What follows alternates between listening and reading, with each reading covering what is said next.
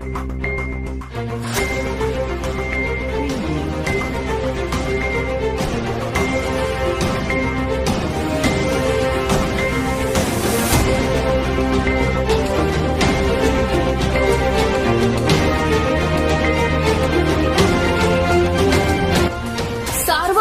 News Maharashtra. Ahmednagar जिल्ह्यातील देवळाली प्रवरा येथील चैतन्य उद्योग समूहाच्या वतीने संदीपदादा भांड यांच्या वाढदिवसाचे औचित्य साधून राहुरी तालुक्यातील गुणवंत विद्यार्थ्यांचा सन्मान करण्यात आला।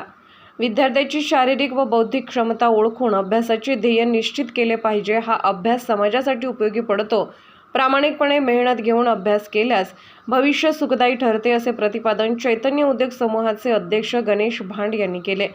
देवळाली प्रवरा येथील चैतन्य मिल्कच्या सभागृहात चैतन्य कृषी विकास प्रतिष्ठानच्या वतीने देवळाली प्रवरा, राहुरी फॅक्टरी, गणेगाव, टाकळीमी या परिसरातील महाविद्यालय व विद्यालयातील 12वी व 10वी बोर्ड परीक्षेत विशेष प्रावीण्य मिळवलेल्या गुणवंत विद्यार्थ्यांचा सन्मान सोहळा पार पडला।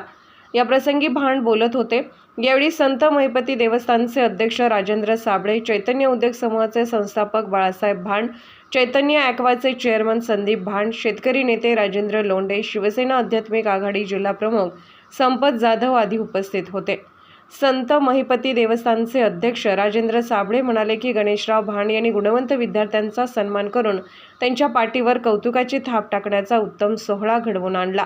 या उपक्रमाचा सर्वांनी आदर्श घेणे आवश्यक आहे। या कार्यक्रमास पोपट शेटे, किशोर मोरे, निलेश कराळे, पोपट शेळके, रामभाऊ जगताप, चांगदेव खांदे, राजेंद्र शेळके, दत्तात्रय आढाव, अनवर शेख, मच्छिंद्र आढाव, राजेंद्र आढाव, वसीम शेख, प्रमोद घोरपडे, सोमनाथ कोळसे, भारत साळवे, नितीन आढाव, सुनील अनाप, संतोष कुसकर आदी उपस्थित होते। कार्यक्रम यशस्वीतेसाठी चैतन्य उद्योग समूहाचे सर्व अधिकारी कर्मचारी यांनी अथक परिश्रम घेतले।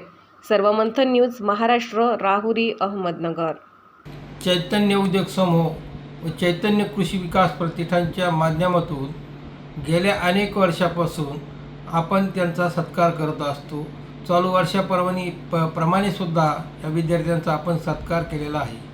ह्या विद्यार्थ्यांना प्रोत्साहन मिळण्यासाठी ग्रामीण भागातील जे विद्यार्थी असतात त्यांना प्रोत्साहन चैतन्य प्रतिष्ठान कायम करत असतं। त्या माध्यमातून आमच्या खेडेगावातील टाकळीमी असेल, गणेगाव असेल, राहुरी असेल, त्याचप्रमाणे आजूबाजूचे गणेगाव असेल, तांबेरे असेल, आंबी डवणगाव असेल, या खेडेगावातील विद्यार्थ्यांना प्रोत्साहन कसं मिळेल या माध्यमातून आम्ही हे काम करत असतो। आणि हे काम करत असताना आपण त्यांना ऊर्जा द्यायचं काम करत असतो। हे काम करताना मलासुद्धा त्या ठिकाणी ऊर्जा निर्माण होते, आनंद होतो।